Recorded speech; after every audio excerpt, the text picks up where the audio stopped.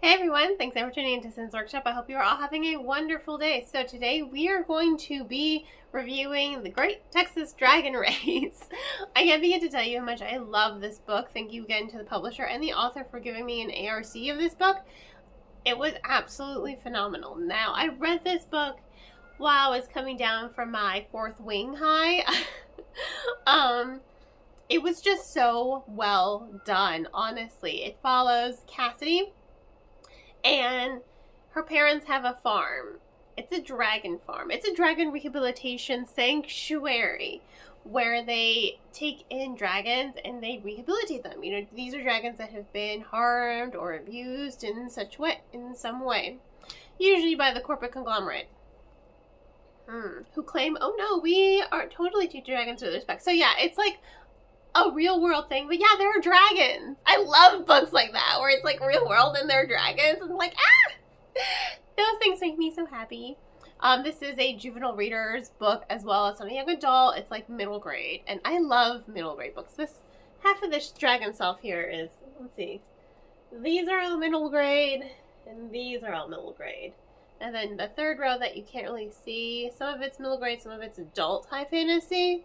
And then I got a whole freaking bookcase that you can't see. I'm going to do a video one of these days, like, take a tour of my shelves so that you can see just how crazy I am when it comes to books. But, regardless, it's a really good, fun, juvenile fiction book. And Cassidy, you know, her mom passed away. There was an accident with a dragon. No, not a dragon. An accident with a snake, rather. While they were saving dragons. But, regardless, her mother has passed away. Her family's farm, they're starting to fall a little behind on their bills. Again, it's a rehabilitation farm, so they mostly, you know, live off of donations, you know, and off of, you know, other things that they do, competitions. She has her own dragon that she rescued herself. And I love the bond she has with this dragon, first of all. It's such a good, fun bond. It reminded me a lot of Hiccup's bond with Toothless, not just from the movies, but also from the books as well. Those ones.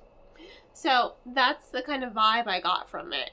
Again, I love dragons, and I love this book so much because of that. But also because of these character dynamics. So Cassidy, her plan is to enter the Great Texas Dragon Race, so that she can win, so she can get that money, so that she can save her family's farm. So it doesn't get bought out by the corporate conglomerate that tends to do a lot of dragon abuse. You know, they do work their dragons pretty much to the bone until they can't work anymore. But of course, they also have their own competitors in this competition, and they always seem to win.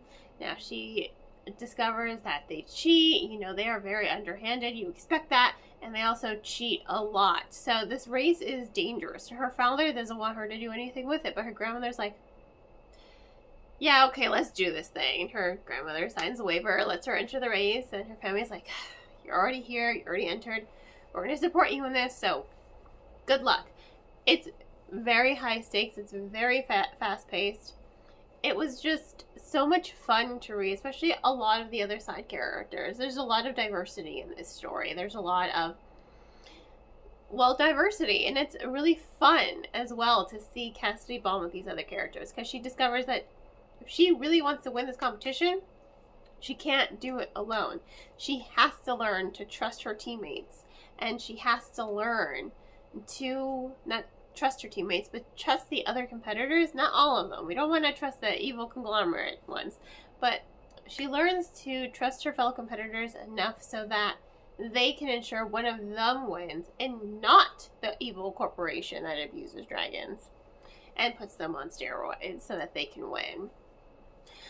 It's so much fun to see Cassidy grow as a character. And honestly, I want more. Like, I already, messaged the author on Instagram. I'm like, I want more of this series, and I want more of Cassidy's adventures, because now she's going to go off to a school for professional, dragon rearing, and I just want more.